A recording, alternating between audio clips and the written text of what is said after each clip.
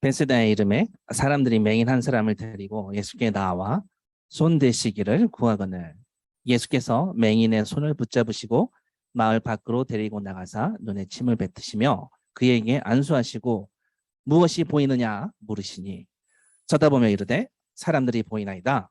나무 같은 것들이 걸어가는 것을 보나이다 하거늘 이에 그 눈에 다시 안수하시매 그가 주목하여 보더니 나아서 모든 것을 밝히 보는지라. 예수께서 그 사람을 집으로 보내시며 이르시되 마을에는 들어가지 말라 하시니라. 아멘. 오늘 이 말씀 가지고 하나님께서 주시는 귀한 메시지 기대하겠습니다.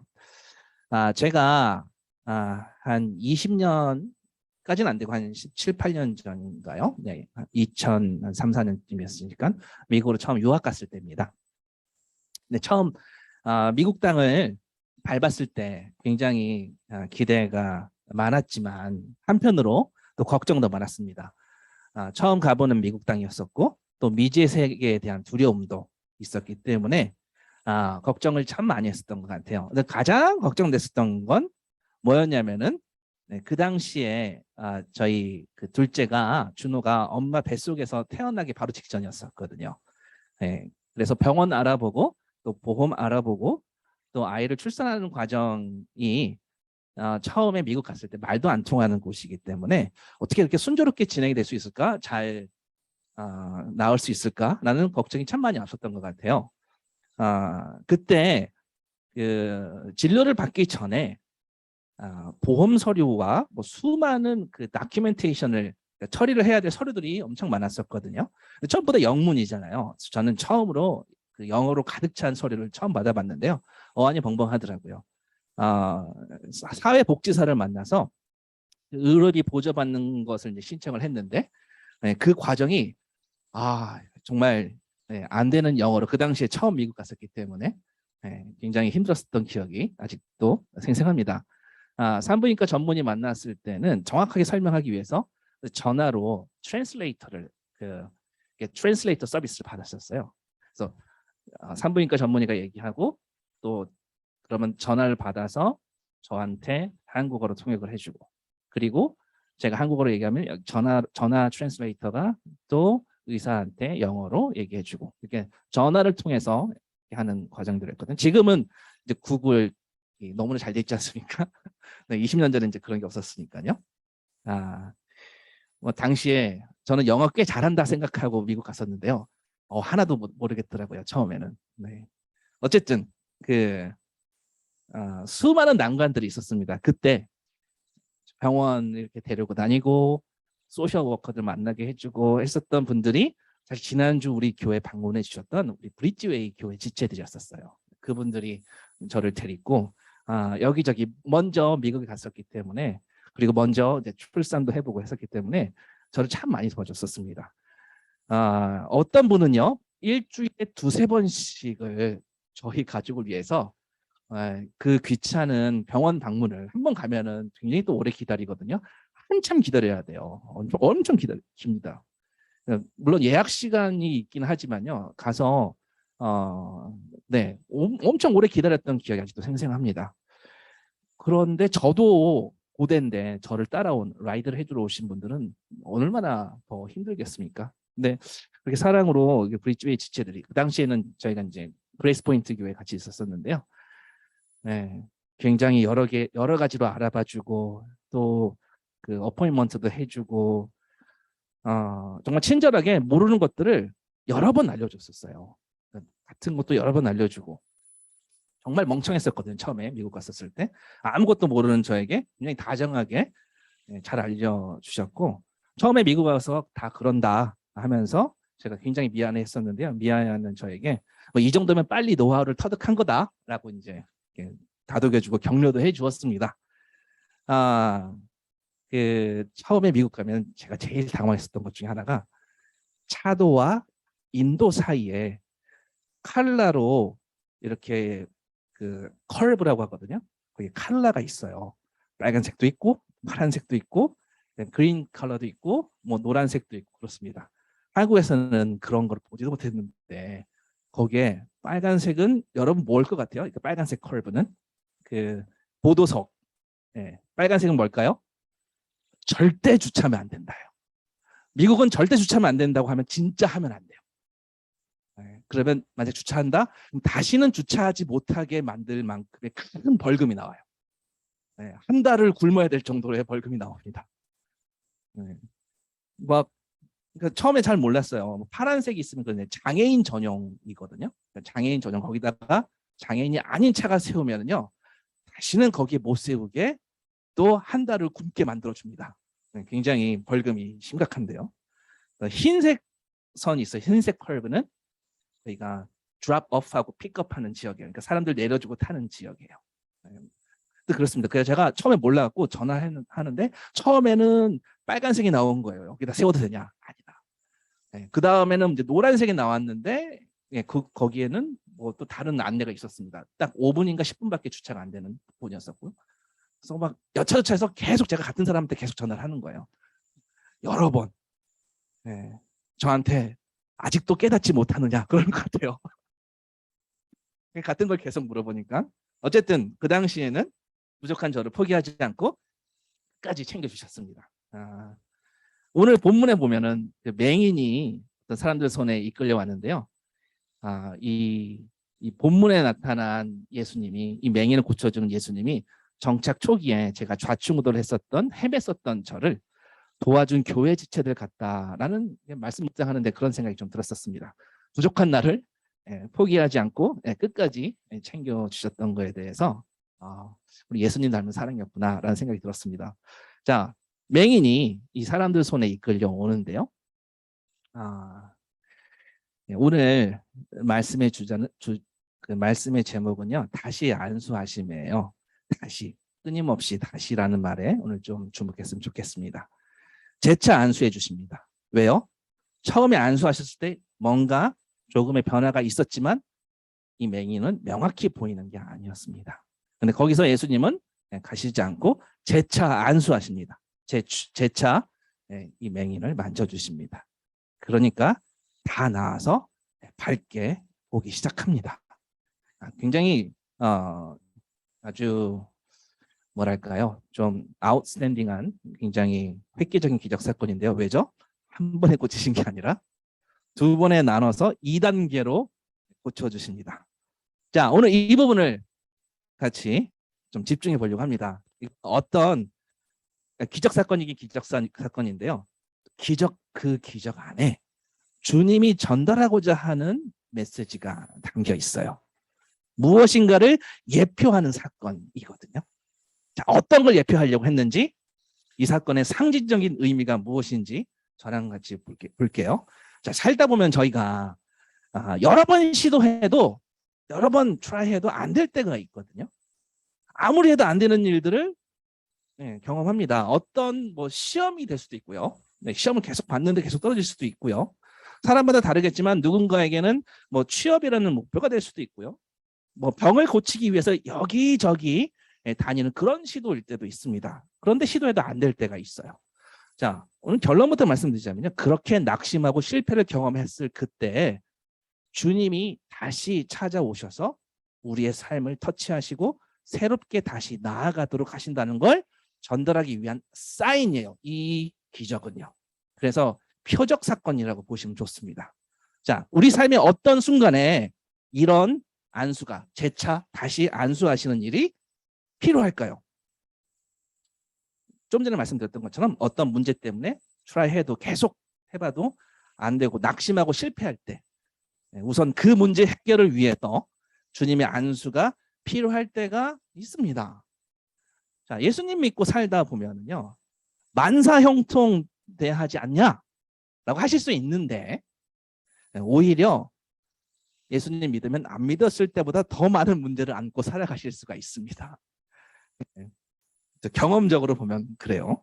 문제가 해결되는 것보다 막다른 골목에 갇힐 때가 경험적으로 더 많습니다. 물론 문제 앞에서 우리 기독교인들은, 우리 그리스도인들은 기도를 하죠. 어떤 때는 그 기도가 한 번에 응답될 때도 있습니다. 문제가 바로 해결될 때가 있습니다. 너무 좋죠. 하나님께 너무 감사합니다. 자, 이렇게 바로 기도하고 바로 응답되고 해결되는 이런 일이 항상 일어나면 얼마나 좋겠습니까? 그런데 경험적으로 보면 그렇지는 않는 것 같아요. 기도했는데 낫지 않고 여전히 문제는 그대로일 때가 비일비재합니다. 간절히 매달리다가 이거는 주님이 원하시는 게 아닌가 보다 하고 포기할 때도 있습니다. 주님은 마치 이렇게 응답 안 해주시는 이유가 더 매달려봐 라고 요구하시는 것처럼, 그렇게 요구하시는 것처럼 느껴질 때도 있어요. 왜 그러실까요? 왜 그러실까요? 이 문제를 해결하려면 주님 앞에, 주님께 더 정성을 더 보태야 되는 걸까요? 아니죠. 주님께서 주시는 은혜는요, 우리의 노력과 우리의 정성과 우리의 공로가 쌓이는 만큼 거기에 비례해서 받는 게 아니고요. 그냥 단번에 거저 주시는 게 하나님의 은혜고 그것이 역사입니다. 그래서 믿음의 길에서 기도해도 문제가 해결되지 않을 때는요. 그러니까 문제가 해결이 안 될 때는요. 의도적인 주님의 계획이 있기 때문입니다. 이걸 우리가 빨리 봐야 해요.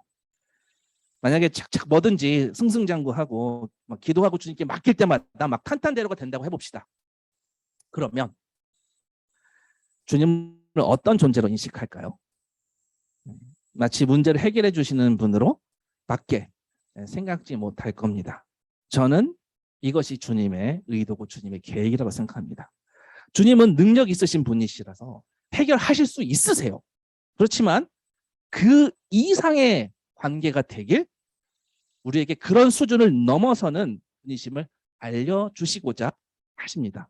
우리와 사랑의 관계, 친밀한 관계, 언약 관계, 그 관계를 경험케 하기 위해서 주님은 그렇게 의도적인 기도 시간을 좀 더 많이 갖게끔 하실 때도 있습니다. 왜죠? 그냥 주님과의 이 신앙 생활에서 그냥 아무 스토리 없이 그냥 손쉽게 뭐 바로바로 자동으로 처리가 된다면 그냥 신앙 공식으로, 그냥 포뮬러로 그렇게 변질되겠죠. 그냥 어떤 뭐 기도값을 대입하면 상응하는 기도 응답물이 주어진다면 그냥 주님과 우리는 기계적인 관계일 뿐입니다. 관계라는 건요, 특별히 인격적인 관계라는 건요, 특히 주님과의 사랑의 관계라는 건요, 스토리가 있습니다. 그리고 어떤 문제를 가지고 씨름하는 시간이 있어요. 이런 씨름하는 시간을 지나서 신뢰가 쌓여가는 거고요. 그렇지 않습니까? 모든 관계가 그렇습니다. 부부 관계도 그렇고요. 시간이 지날수록 더 관계가 성숙해지고요. 뭐 동의하시지 않으시는 분도 계시겠지만 깊어지고 그런 것처럼 주님과 우리의 관계도요. 이렇게 일부러 시간을 더 걸리게 하실 때가 있어요. 바로 해결해 주실 수 있는 분이신데 주님은요. 왜 그렇죠? 해결사 이상의 관계를 우리와 맺기를 원하십니다. 그래서 한꺼번에 답을 바로 안 주실 때가 많습니다. 자녀를 키우다 보면요, 자녀를 위해서 한 번에 다 해줄 수도 있는데 일부러 나눠서 줄 때가 있죠. 부모님들은 그 심정을 다 알 겁니다. 그냥 한 번에 하는 게 마음도 편하고 속도 편한데 그게 이 아이한테 좋지 않을 때가 있어요. 왜 굳이 그럴까요? 자식을 위해서, 자녀를 위해서, 또 아이가 크면 또 자녀와 친밀감을 위해서, 더 많은 대화를 위해서. 바로 문제를 해결해 주면요, 그냥 그걸로 끝이니까 한 번에 해주지 않고 나눠서 해주는 그런 시간도 있습니다. 왜죠? 그 시간을 얻기 위해서, 자녀와 함께 누리는 친밀감을 더 누리기 위해서죠. 물론 이제 어느 정도 하다가 나중에 좀 더 크면은 아무 소용 없습니다만 일단은 더 친밀함을 누리기 위해서 그렇게 한 번에 자녀들에게 허락하지 않을 때가 부모님들은 다 이해하실 겁니다. 자, 예수님이 이 맹인을 고치시는 방법을 보면요, 굉장히 친밀하고 굉장히 각별한 것을, 그런 마음을 드러내시는 의도적인 세팅이 있어요. 23절을 한번 볼게요. 23절. 예수께서 맹인의 손을 붙잡으시고 마을 밖으로 데리고 나가서 손을 붙잡으세요.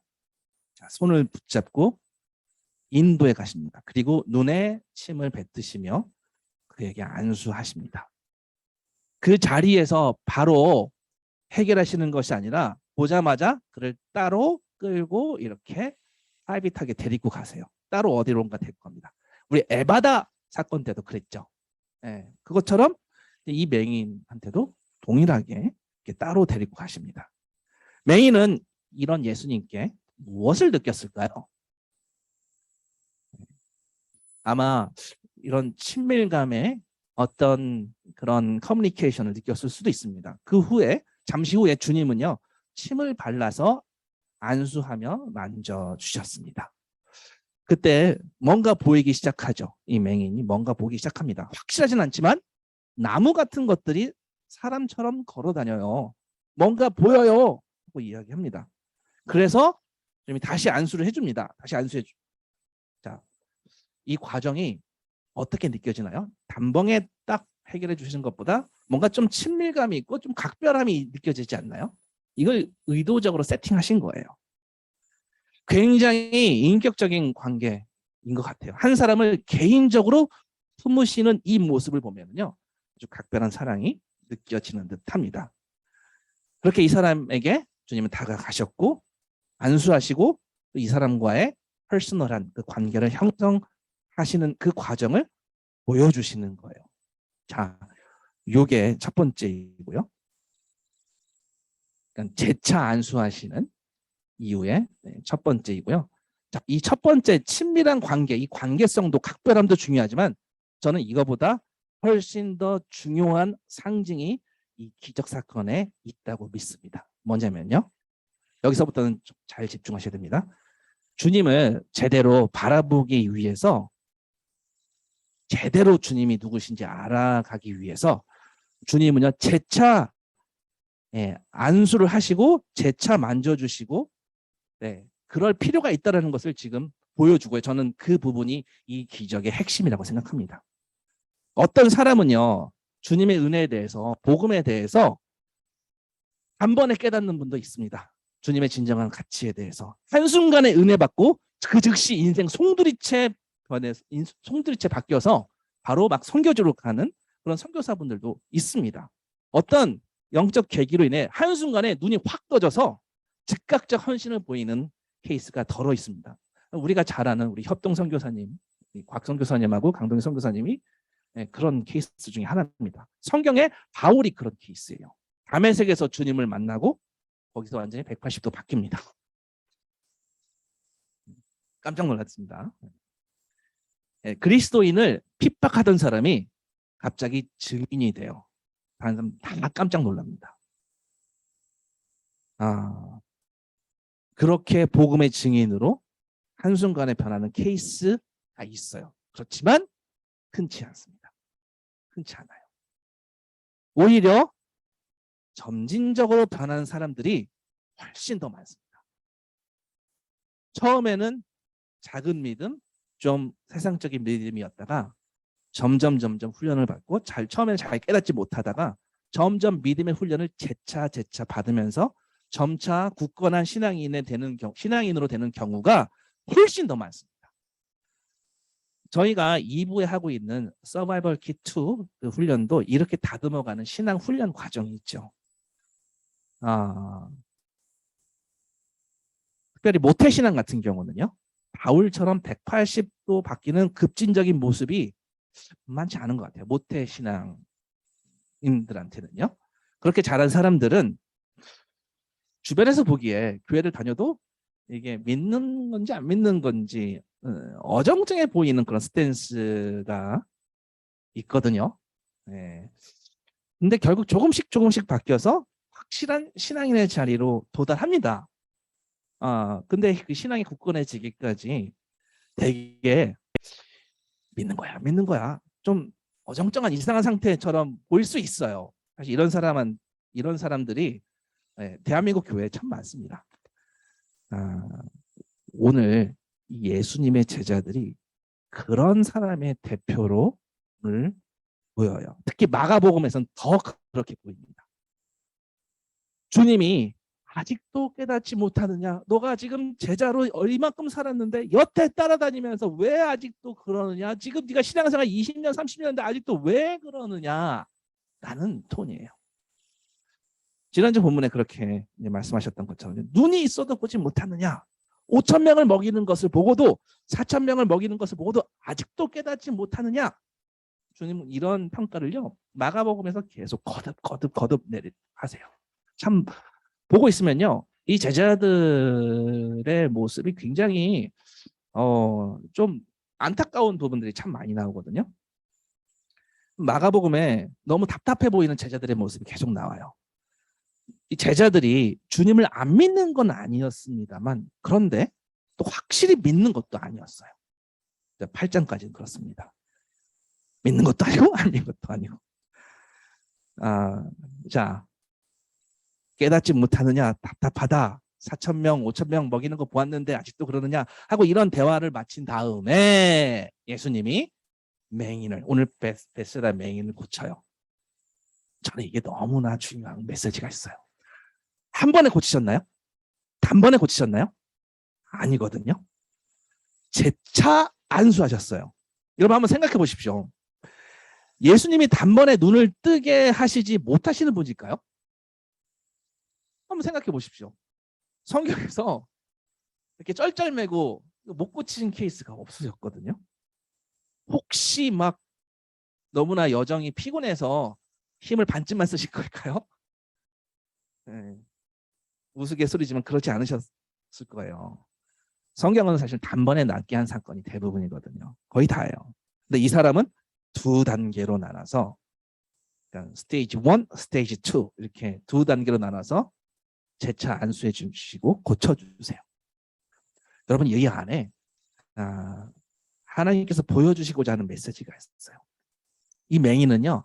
처음에 안수했을 때 뭔가 변화가 있었지만 완전히 보이는 건 아니었거든요. 24절 보세요. 24절 쳐다보며 이르되 사람들이 보이나이다. 근데 나무 같은 것들이 걸어가는 것을 보나이다. 사람인 것도 같고 나무인 것도 같고 잘 모르겠다 이거죠. 이 말씀처럼 확실히 보이는 것이 아니었어요. 아직 이 사람의 눈은 시력은 회복되지 않고요. 어두워 있어요. 선명하게 보이지 않아요. 자, 왜 우리에게 이런 사건을 지금 이 대목에서 보여주시는 걸까요?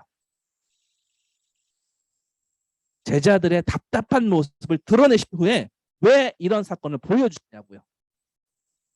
왜냐면요.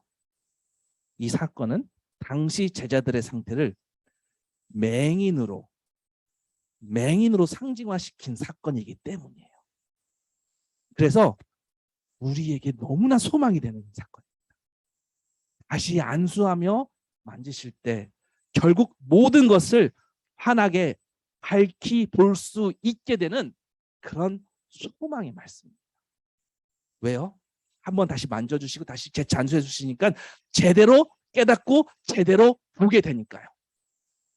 이 부분이 너무 중요합니다. 예수님을 밝히 보는 것, 제대로 보는 것, 이게 얼마나 중요하냐면요. 목숨 걸 정도로 중요합니다. 예수님의 가치를 알아보는 것은요. 정말 모든 걸 거래할 할 만큼 치명적으로 중요합니다. 좀 과장해서 말씀드리자면요. 주님을 어정쩡하게 이도 아니고 저도 아니고 그렇게 보는 것은요. 제대로 못 보는 것은 좀 심하게 얘기할게요. 사탄적인 거예요. 여러분 얼마만큼 정확히 선명히 예수님을 보고 계시는지 돌아봤으면 좋겠습니다. 예수님이 여러분 삶에 어느 정도 가치이신가요? 이 부분이 명확치 않으면 흐릿흐릿하면 사탄적인 것일 수 있다는 그런 좀 강력한 말씀을 드리고 싶습니다. 근데 이렇게 얘기할 수 있죠. 목사님 저는 적어도 바리새인처럼 예수님을 반대하고 대적하진 않잖아요.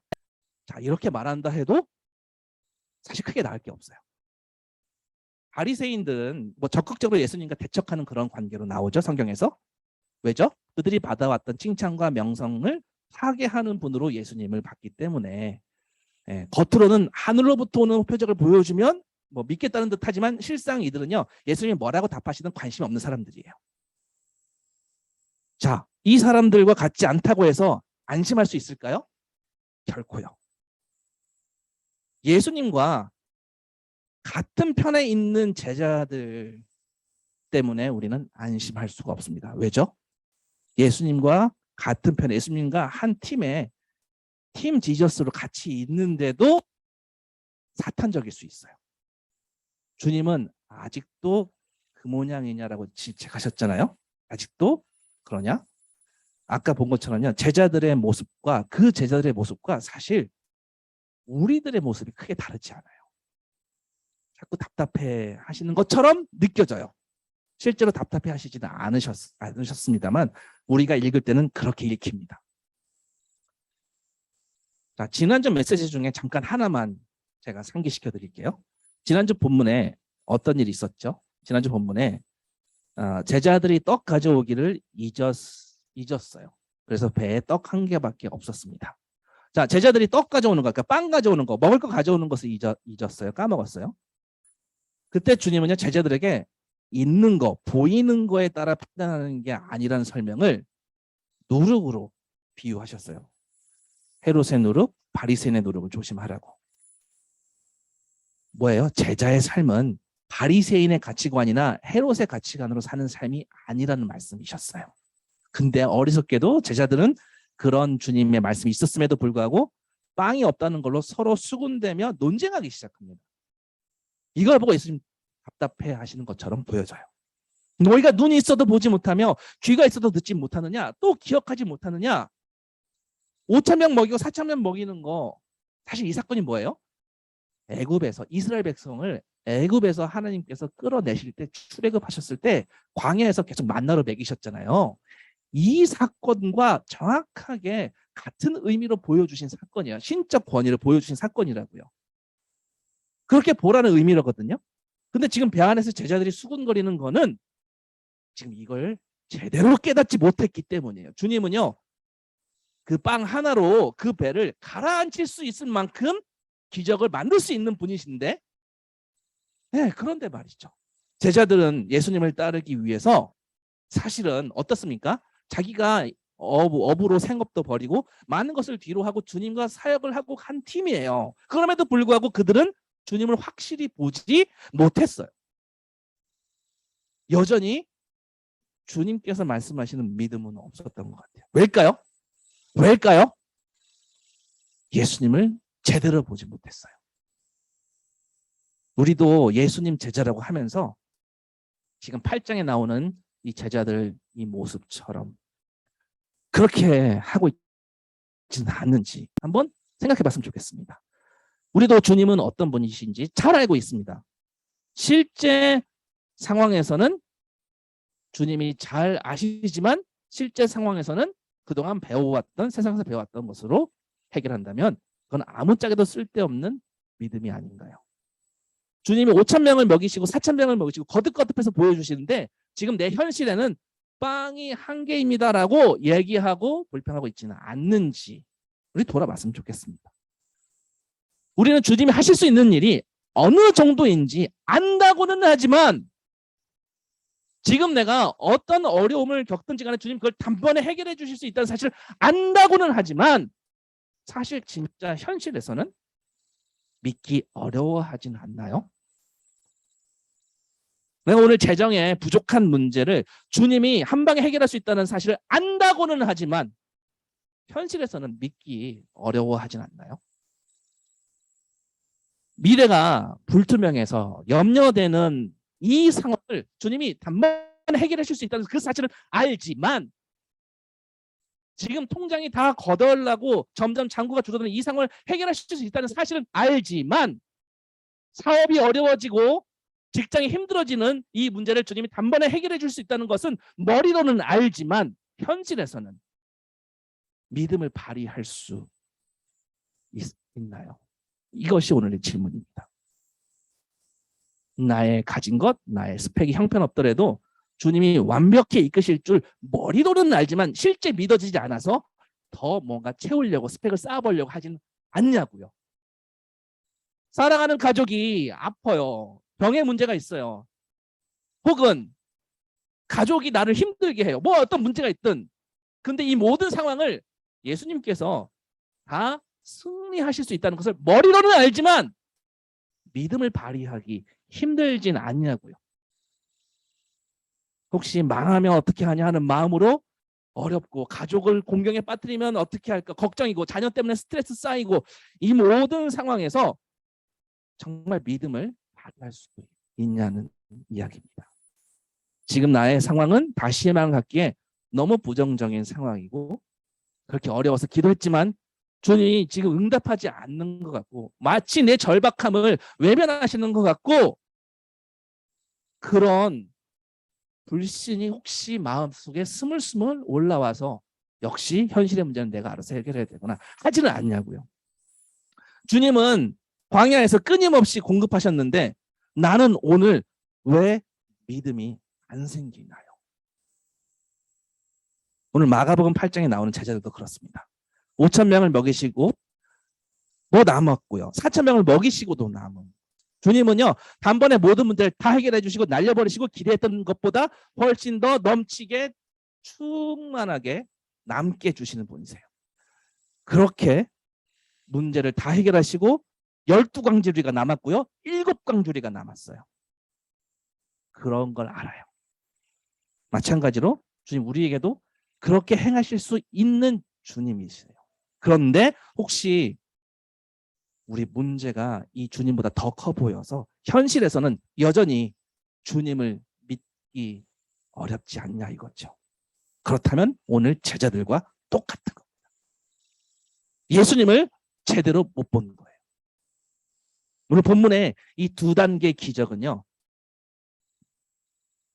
2단계 기적은 근본적인 주님의 실체, 주님의 진가가 십자가에서 나오는 것, 거기까지 나아가는 답을 제시하고 있어요. 이 본문이 딱 이 자리에 위치한 것은 굉장히 중요한 의미가 있습니다. 왜냐, 이 사건은요, 예수님을 제대로 보지 못하면 그냥 보든, 그냥 보는 거 말고요, 제대로 보는 걸 말씀드린 겁니다. 그렇게 제대로 보지 못하면 지금 맹인처럼 눈이 완전히 뜨이지 않은 상태라는 것을 의미하는 거예요. 일종의 이 맹인 사건은요, 일러스트레이션이에요. 자, 베드로에게 일어난 사건을 한번 볼게요. 29절, 오늘 본문 지나서 29절. 베드로는 예수님을 정말 제대로 보는 것 같아요. 29절 보겠습니다. 또 물으시되 너희는 나를 누구라 하느냐? 근데 베드로가 뭐라고 대답합니까? 주는 그리스도시니이다. 정확하게 바로 그 그리스도신. 여기 지금 헬라어로는 그 그리스도라는 말이거든요. 우리가 구약에서 얘기하셨던 예언하셨던 그 그리스도인이다 라고 얘기했어요. 정확하게 신앙 고백했습니다. 자, 베드로는요, 예수님을 하나님께서 구약에서 약속하신 그분이라고 고백하는 거거든요. 바로 다니엘서에서 나오는 모든 권세로 세상을 다스리시는 그 인자 메시아로 바라보는 거예요. 거기에 만왕의 왕의 모습으로 예수 그리스도를 바라보는 것입니다. 참 위대한 고백입니다. 역사상 이것보다 더 위대한 고백은 없을 것 같아요. 네, 마가복음은 이 고백을 기점으로 분위기가 싹 바뀌어요. 이 이야기를 대전환점으로 삼습니다. 근데 베드로의 그 다음 이야기가 좀 충격입니다. 31절.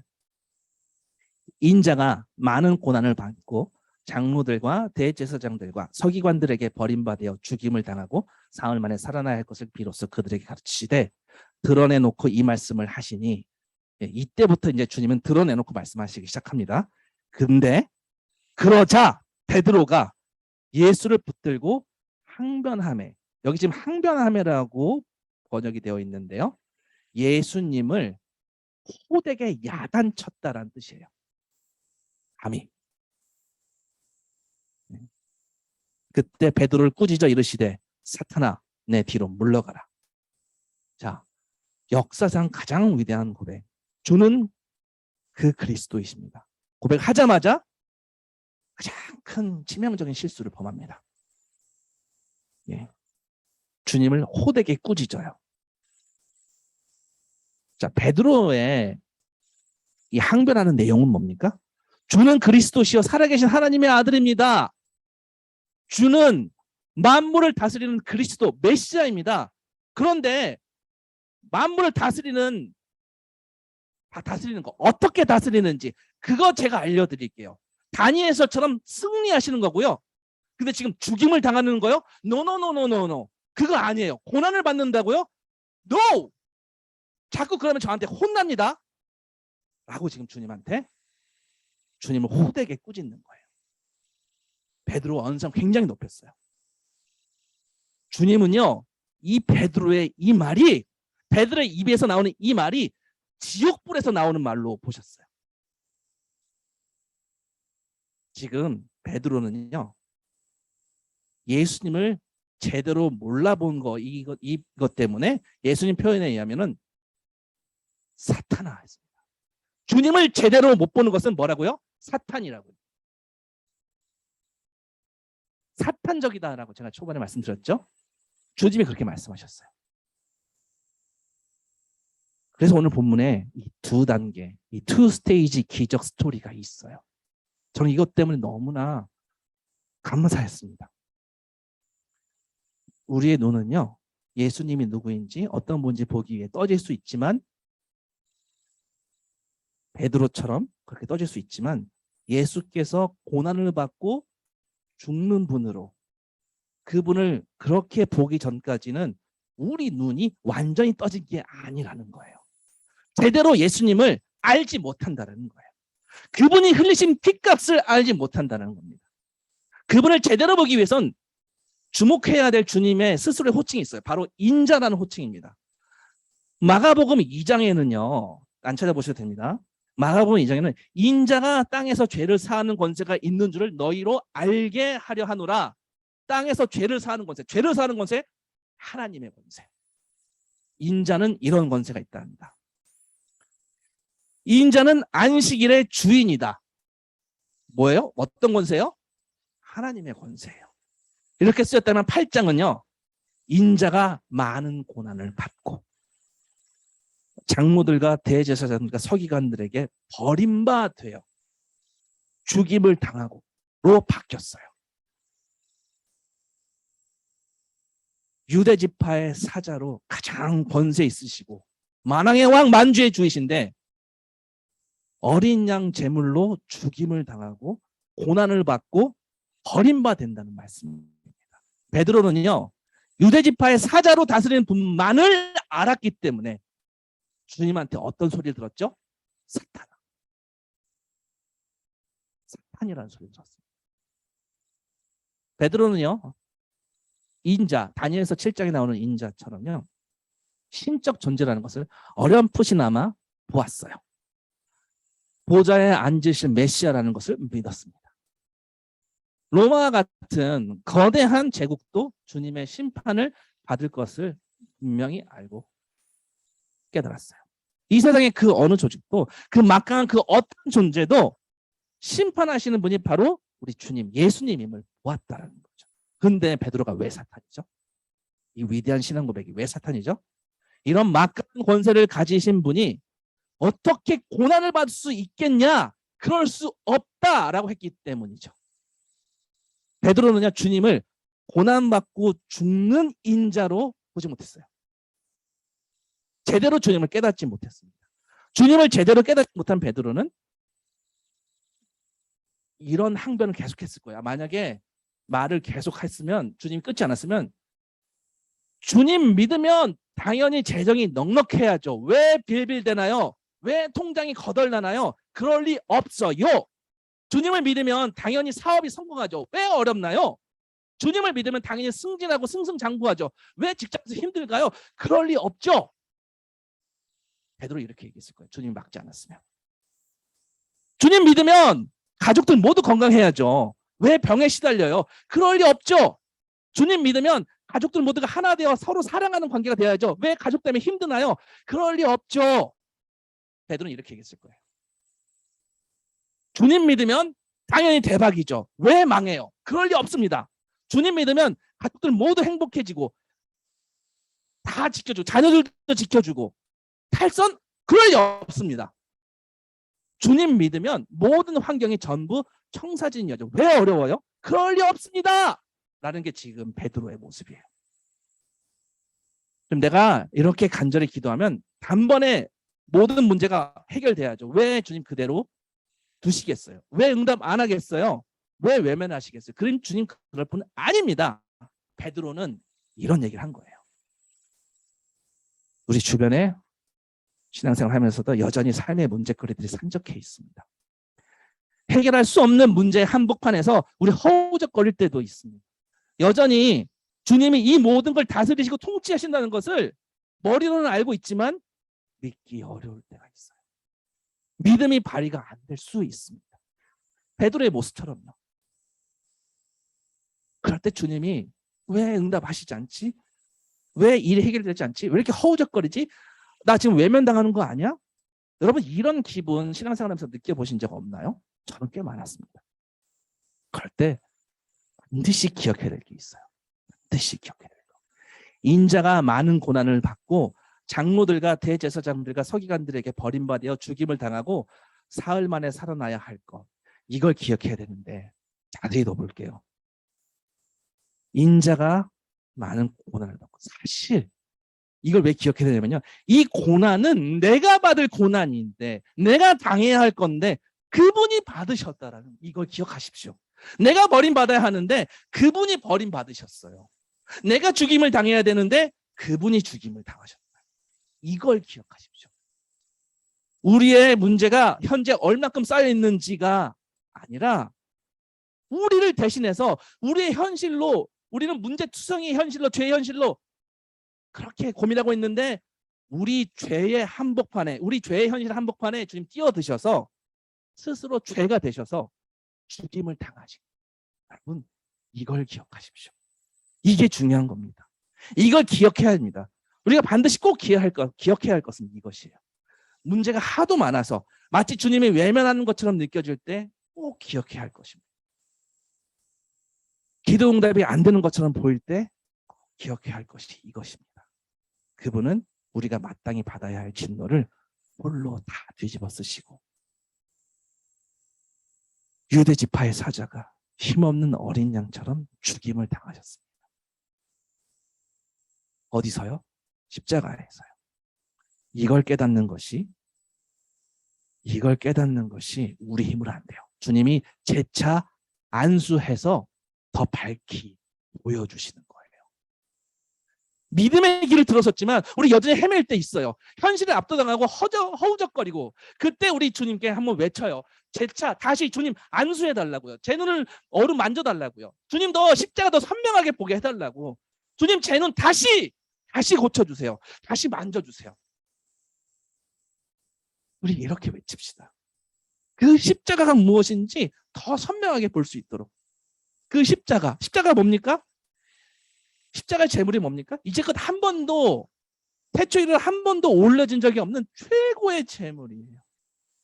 가장 값진 제물이에요.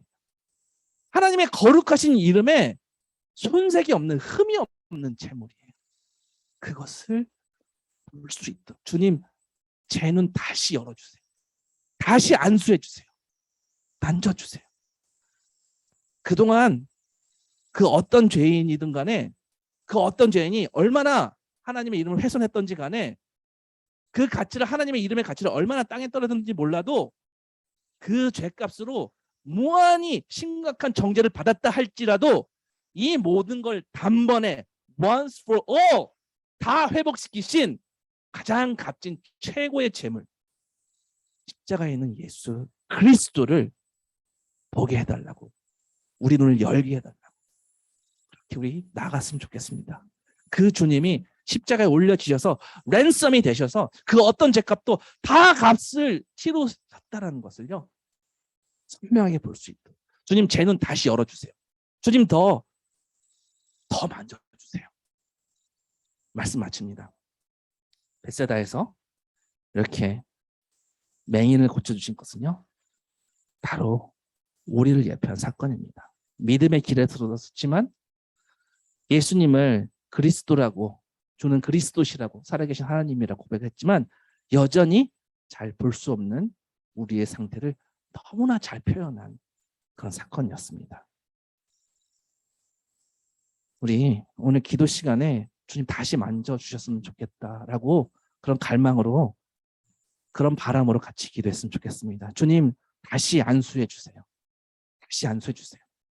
십자가 더 똑바로 볼게요. 그동안 주님 바라볼 때 실패했었던 모든 것들, 주님 다시 만져주세요. 저 믿음 생활 오래 했지만 20년, 30년 했지만 여태까지 주님 제대로 십자가 못 봤습니다. 그간 머리로만 알고 현실에서는 믿음이 없었던 거, 주님 오늘 제 눈 다시 안수해 주세요. 다시 만져주세요. 오늘 이 말씀으로 우리의 눈이 주님을 밝히, 십자가에 계신 주님이 밝히 보여지기. 우리 부족한 이 모든 것을 다 아시는 주님께 주님 만져주세요. 다시 만져주세요. 제 차 다시 안수해 주세요. 라고 고백했으면 좋겠습니다. 우리 주님이 다시 안수해 주시면 우리 다시 시작할 수 있습니다. 다시 일어설 수 있습니다. 그동안 환경 때문에, 상황 때문에 엎어져 있었다면 오늘 다시 안수해 달라고 그렇게 외치시면 좋겠습니다. 전능하신 주님 손 붙잡고 예수 그리스도 십자가에 계신 주님을 제대로 보게 해달라고, 선명하게 보고 다시 일어서게 해달라고, 주님께 다시 안수해달라고, 만져달라고 그렇게 기도했으면 좋겠습니다. 기도하시겠습니다.